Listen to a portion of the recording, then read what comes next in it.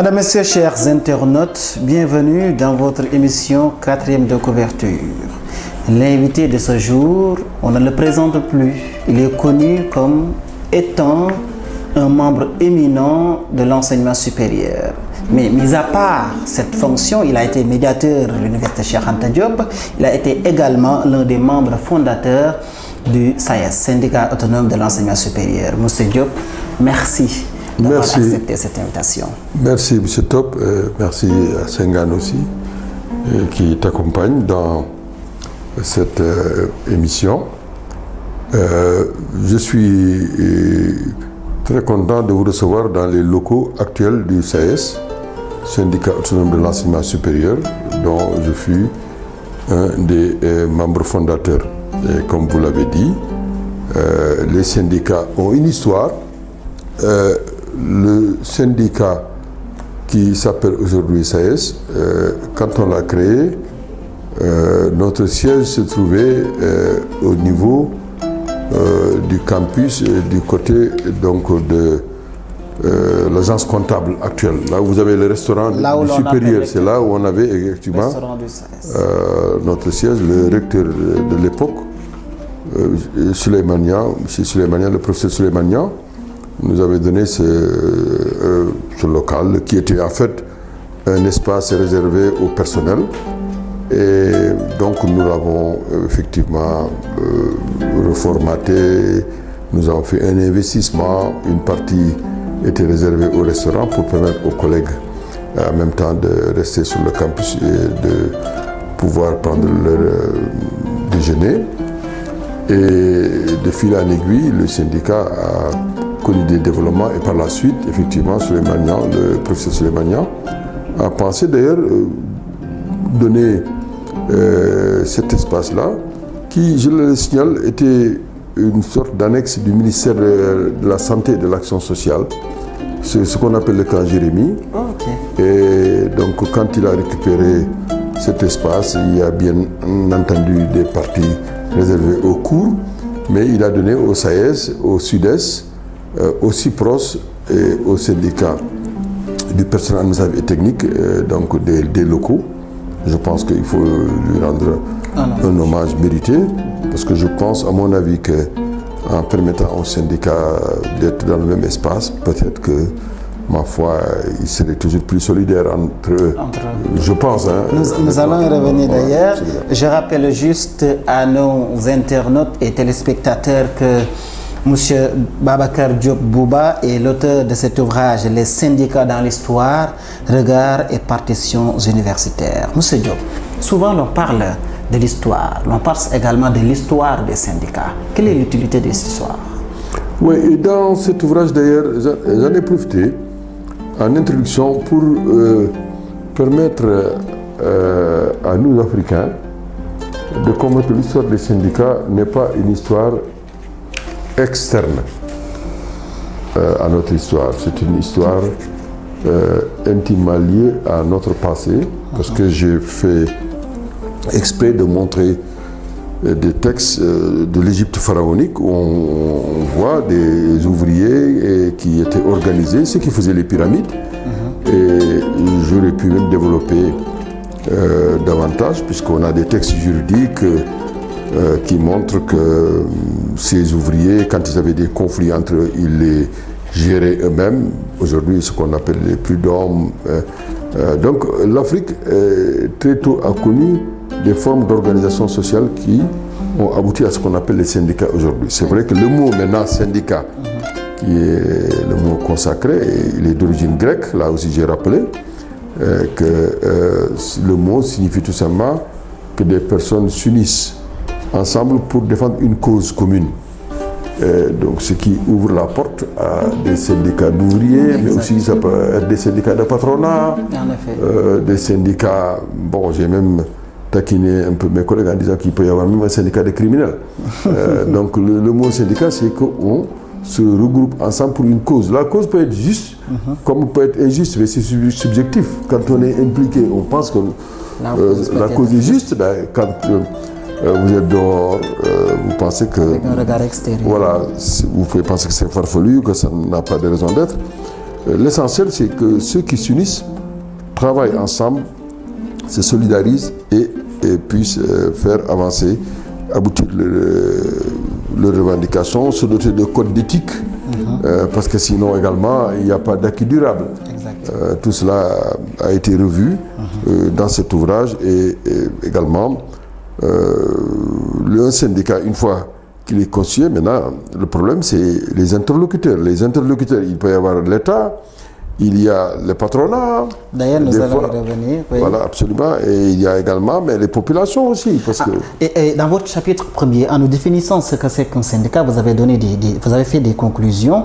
Lesquelles conclusions ont abouti sur des recommandations? Oui, absolument. Aujourd'hui, si vous deviez revenir sur ces recommandations que vous avez données au syndicat, quelles seraient ces recommandations?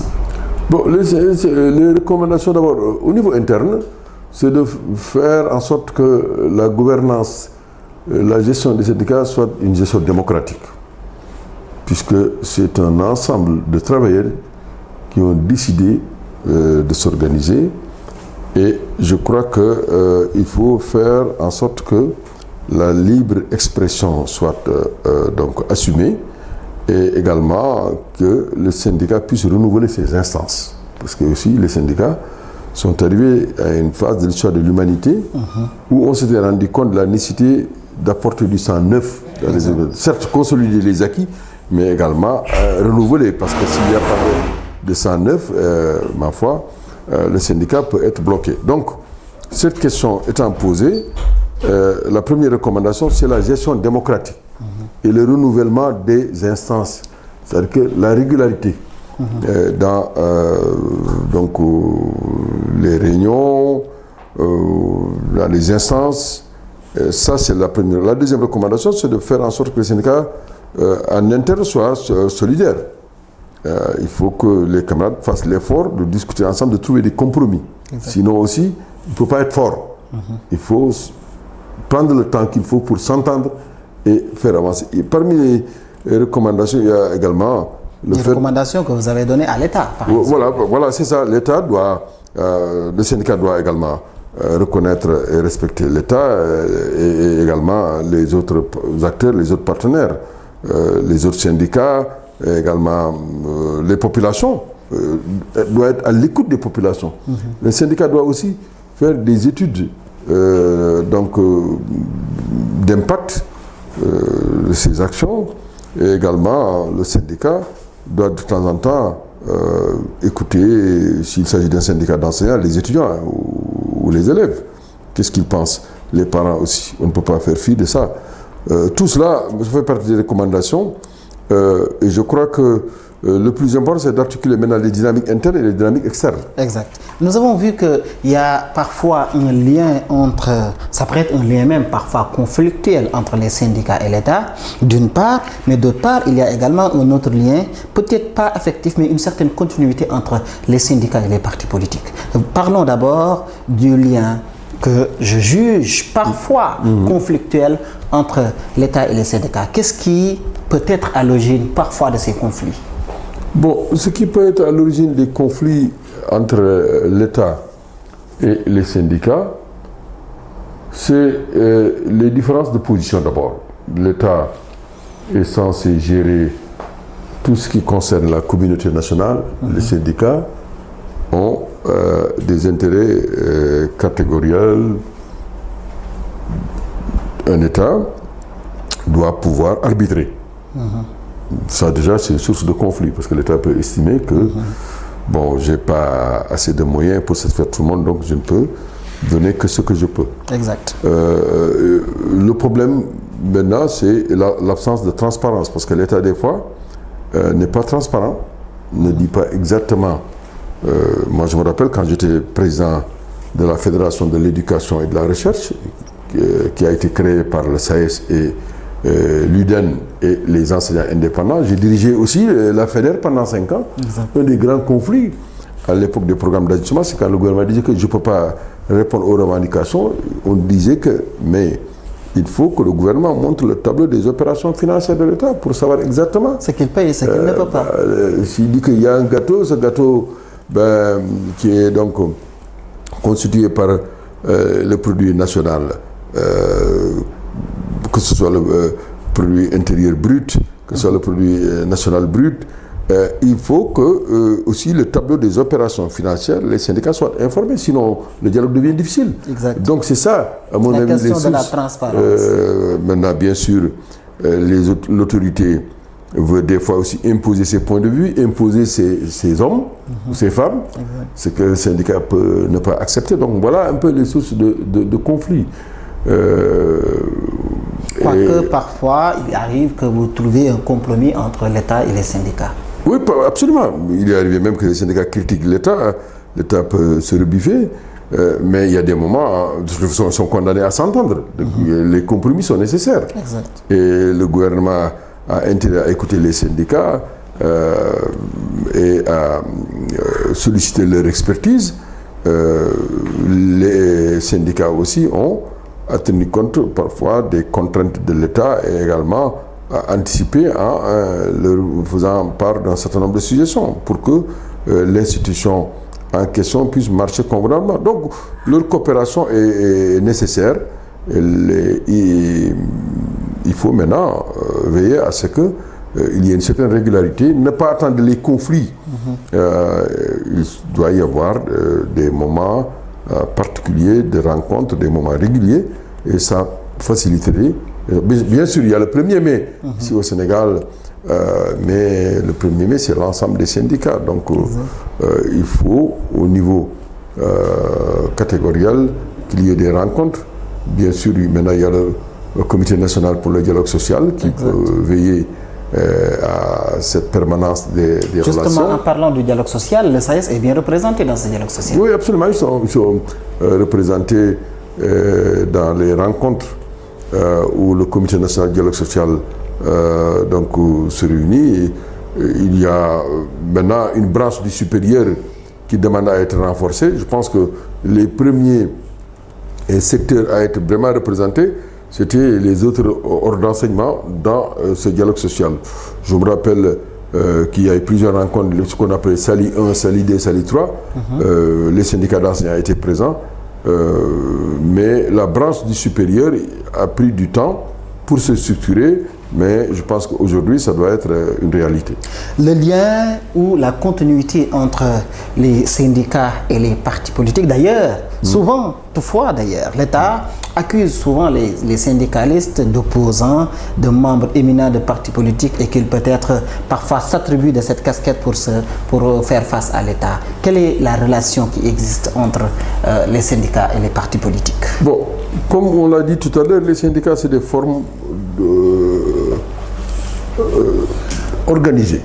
C'est des formes sociales organisées. Et les partis politiques qui sont venus tardivement, à mon avis, par rapport aux syndicats. Parce que l'humanité a connu des formes d'organisation, des fratries, des confréries. Mais les partis politiques en tant que tels, vraiment, c'est avec l'émergence du capitalisme. Oui. Il a fallu quand même les travaux systématiques de Karl Marx, de Friedrich Engels, pour appeler les travailleurs à mieux s'organiser et à tout faire pour effectivement arriver à gérer même la société sous forme d'organisation. Il y a eu la Ligue des Justes. Les relations entre les partis politiques, surtout d'obédience marxiste, et les syndicats, ça fait partie de l'histoire.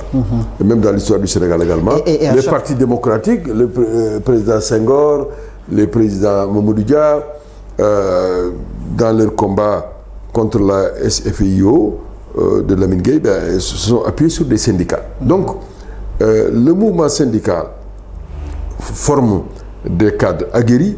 C'est tout à fait normal, naturel que les partis politiques puissent également essayer de voir comment profiter de cette aubaine, à savoir avoir des militants aguerris qui sont dans le mouvement social et de pouvoir profiter de leur influence, de leur aura pour également gagner. Exact. Alors, maintenant, il arrive des conflits parce que une personne qui est dans un syndicat, qui devient membre de parti politique Mais effectivement, des fois, il y a une contradiction à vouloir défendre les intérêts du parti et les intérêts du syndicat qui ne sont pas toujours les mêmes. Ça, c'est arrivé dans l'histoire, donc il faut gérer ça. C'est pour ça que nous, d'ailleurs, au niveau du CS, quand on a cru devoir créer un syndicat, à partir de 1984, quand on a vu la crise du Sud-Est, nous étions membres du Sud-Est, que le conflit, certes, il y a l'action de l'État, qui a voulu affaiblir les syndicats, mais il y a aussi les compétitions entre des partis politiques. Quand on a créé le CS, on a d'abord fixé comme règle d'éviter certaines interférences. Donc dans les statuts, dès le départ, on a dit qu'on ne peut pas être membre du bureau politique d'un parti et être dans le bureau national du CS. C'est pas possible. Exact. Donc on a dit que c'est pas possible. Au départ, certains ne comprenaient pas, ils sont venus nous dire oui, ce que vous voulez, et ça s'est jamais vu, etc. On a dit que c'était une manière de protéger. On a également évité le cumul de fonctions. On a aussi évité que le secrétaire général puisse faire plus de 2 mandats.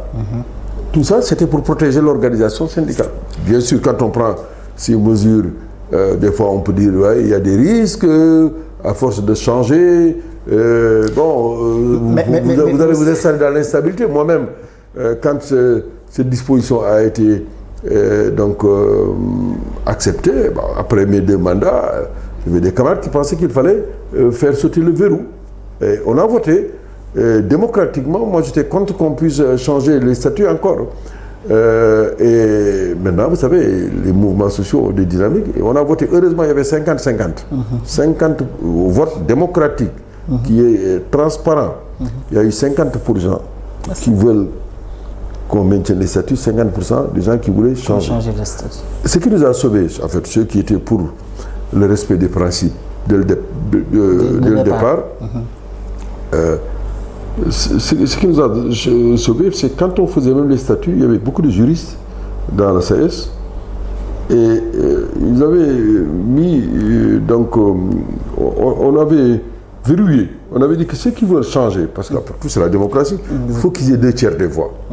Et jusqu'à présent, il n'y a pas eu 2 tiers de membres qui veulent qu'on fasse sauter ce verrou. Mais M. Diop, lorsque l'on parle également de syndicats, on pense au socialisme. Oui, bien sûr. Et le lien qui existe entre le syndicat et le socialisme est si proche que souvent, lorsque l'on parle également du socialisme, on pense aux politiques. Est-ce qu'on peut extraire le syndicalisme du politique? Bon, les syndicats doivent s'intéresser aux questions politiques. Parce que c'est la gestion de la cité. Parce que pour pouvoir mener ces revendications, il faut analyser le contexte. Les syndicats aussi ont à expliquer aux populations et aux partis politiques leurs projets et leurs revendications. C'est pour cela qu'il n'y a pas de barrière étanche. Il faut que les syndicats puissent discuter avec les organisations politiques, avec les ONG, et c'est tout simplement une opportunité pour les informer et même recueillir leurs critiques et leurs suggestions. Pourquoi pas? À mon avis, cela n'est pas un problème. La question, c'est de faire en sorte qu'il n'y ait pas une interférence quand il s'agit de prendre des décisions. Au niveau du syndicat, une interférence des acteurs politiques.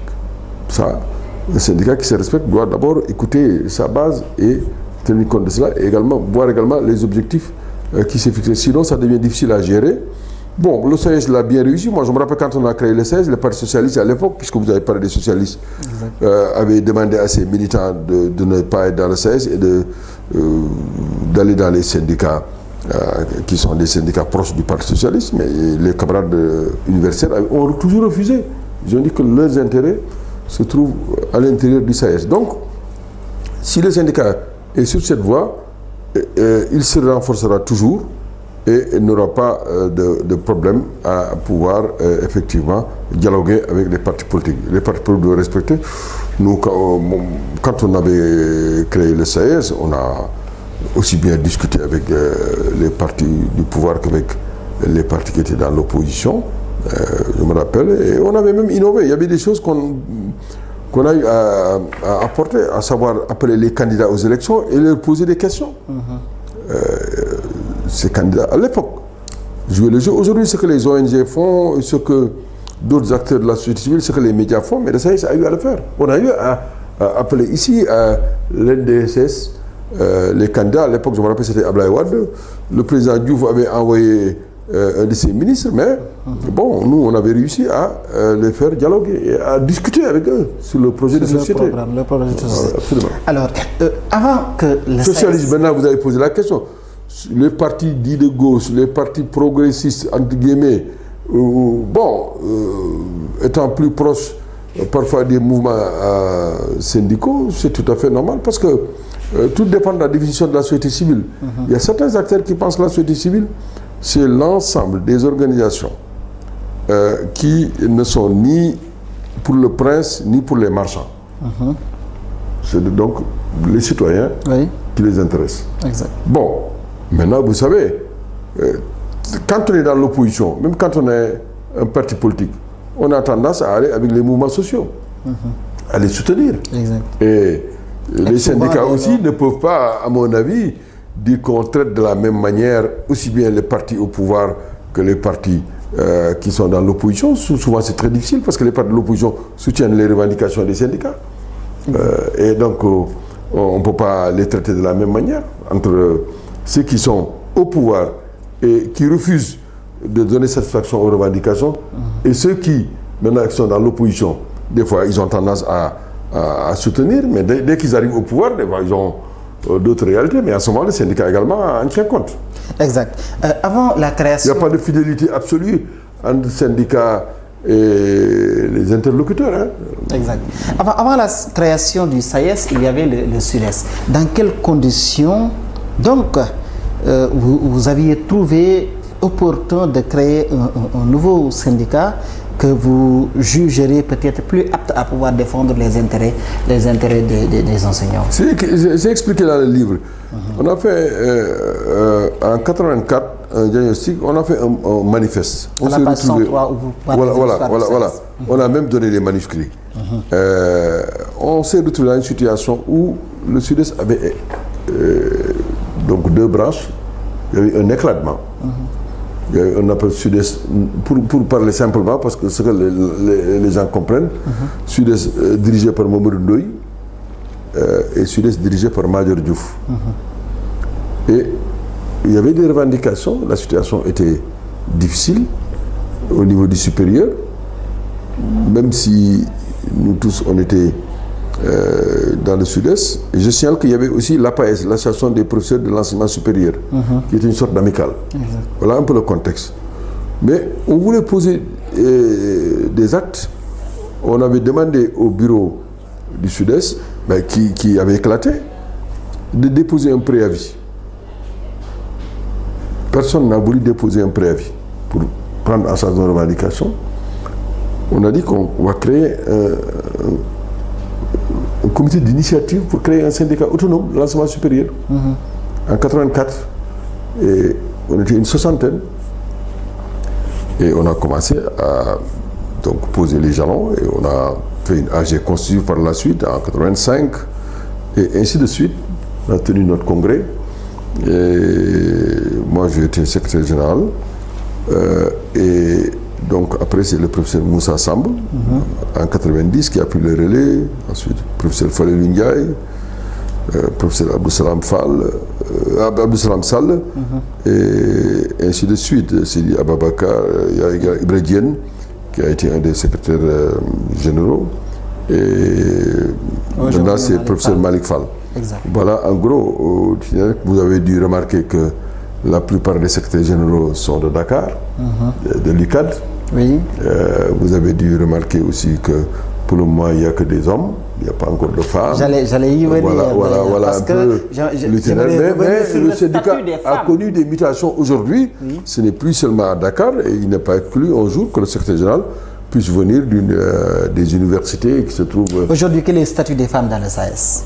Elles sont nombreuses. Tout à l'heure, j'étais à l'Assemblée générale, elles étaient bien représentées, non seulement au niveau du campus de Dakar, du bureau de Dakar, mais elles sont très actives. Et dans le livre, je donnais la parole à ma sœur, ma camarade Aramdoy, qui a bien développé sur la participation des femmes dans le développement du syndicat. Donc elles apportent beaucoup du point de vue de la réflexion, du point de vue également des innovations, parce que le syndicat doit innover. Aujourd'hui, si vous voyez que le syndicat organise l'arbre de Noël, fait beaucoup de choses pour les enfants, les enseignants, on le doit beaucoup aux femmes, pas seulement aux femmes du syndicat, mais même les femmes qui ont travaillé à l'université. Je me rappelle les centres aérés, l'idée de mener ces combats pour qu'il y ait plus d'animation scientifique, culturelle, tout cela, c'est grâce aux dames du syndicat. Et il faut le reconnaître. Et même, Aram l'a dit dans le livre, pour ce qui est de la gestion des conflits, faire en sorte que, ma foi, les rapports soient beaucoup plus fraternels, plus civilisés, si on veut. Tout cela, nos collègues femmes, nos sœurs, ont apporté une contribution remarquable. Alors, nous allons maintenant parler des causes qui sont satisfaites. Il y en a beaucoup, comme vous me l'avez dit, mais jusqu'à ce jour, aujourd'hui, la nomination du recteur de l'université Cheikh Anta Diop de Dakar, théoriquement, peut-être, il y a une idée qui est avancée, mais dans la pratique, c'est toujours fait par l'autorité, l'État, je veux dire. Est-ce que ceci ne pose souvent pas problème à la bonne marche et à la bonne gestion administrative des universités sénégalaises? Bon, il faut reconnaître que quand on a créé le CES, à l'époque, c'était le doyen Seydou Madanissi qui était recteur. Dès la création du comité d'initiative, quelque temps après, le gouvernement a nommé le professeur Souleymane Niang.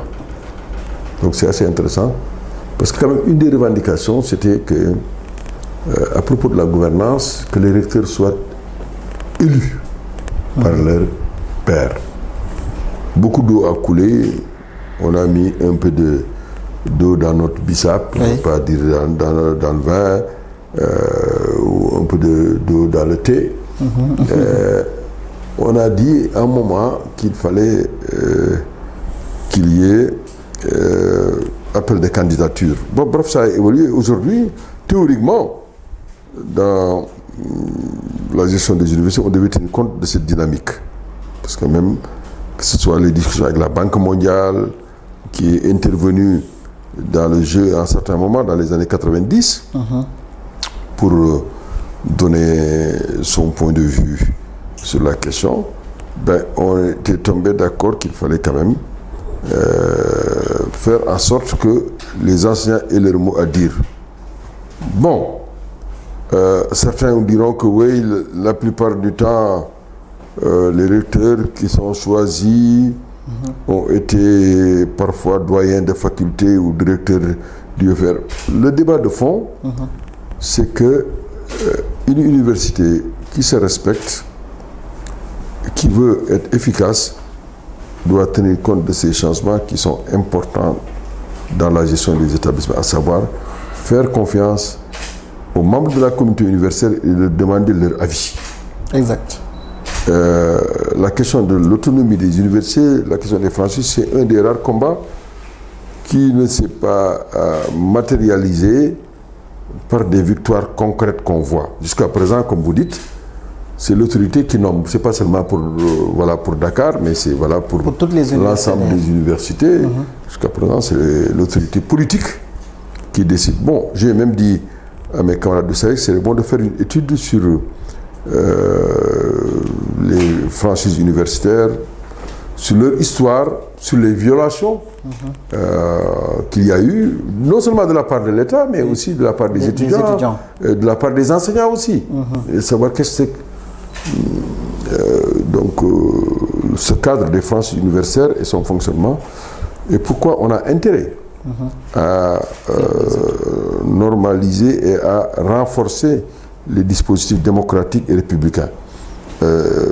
Cela est un combat qui est en cours et je crois que justement, dans l'actuel préavis que le SAES a déposé le 1er février 2020, il est question de revenir sur l'application des textes de gouvernance des universités publiques. Bon, ça fait partie des questions. Ça, c'est la question numéro 1. Question numéro 2, la mise en œuvre des préalables nécessaires à la prise en charge des bacheliers 2019, du processus d'orientation des bacheliers. Troisièmement, l'achèvement des chantiers en cours dans les universités. Ensuite, quatrièmement, la valorisation des conditions de la recherche. Mais vous voyez bien que le premier point, c'est l'application des textes de gouvernance. Le gouvernement hésite encore. Les gouvernements qui se sont succédés depuis que le Sénégal est le Sénégal, ces gouvernements ont voulu avoir la main sur tout ce qui bouge à l'université, que ce soit au niveau du COUD, que ce soit au niveau des rectorats. Bon, je crois qu'il faut innover, il faut faire confiance. Le gouvernement doit s'occuper d'autres chantiers. En parlant d'innovation, justement, parlons des perspectives. Aujourd'hui, quelles sont les perspectives du SAES? Les perspectives, je crois que c'est d'une part de poursuivre donc ces chantiers en interne. Je pense que le SAES continue de se déployer, de faire en sorte, vous avez vu le local actuellement où on est, il est un local beaucoup plus confortable que le local que nous on avait. Le SAES continue de créer des espaces de convivialité, de travail, que ce soit à Dakar, à Saint-Louis, à Ziguinchor, à Bambey, à Thiès. Donc, je crois que tout cela est à continuer.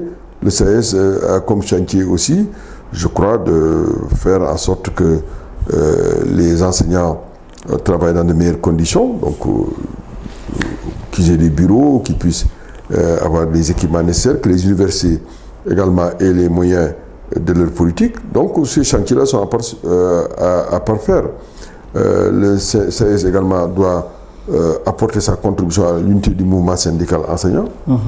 Le SAES doit apporter sa contribution à l'unité des centrales, parce qu'il n'y a pas de raison que les centrales qui existent au Sénégal ne soient pas davantage unis et solidaires pour porter les revendications sociales. Ce n'est pas seulement les revendications des travailleurs, mais faire en sorte que dans notre pays, tous les travailleurs puissent se déplacer dans de bonnes conditions. La question de la mobilité, la question de la santé, la salubrité pour tous. Tout à l'heure, on a parlé du service médical de l'université, on a parlé de la nécessité de faire le check-up régulier. Tout ça, c'est des combats, c'est des chantiers.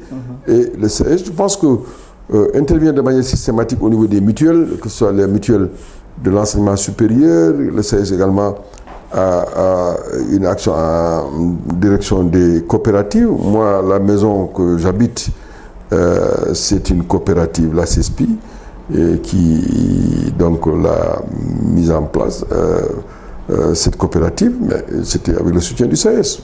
Aujourd'hui, si vous allez au restaurant des enseignants du supérieur, c'est également une dynamique créée par le SAES. Donc, je pense que le SAES a comme l'ambition de créer également d'autres espaces, d'autres infrastructures.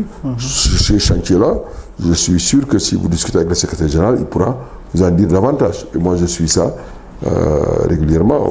Vous avez vu que je suis membre de l'Académie des seniors des universités. L'académie est abritée par le SAES pour le moment, donc on vient ici. Donc ça, c'est des chantiers également.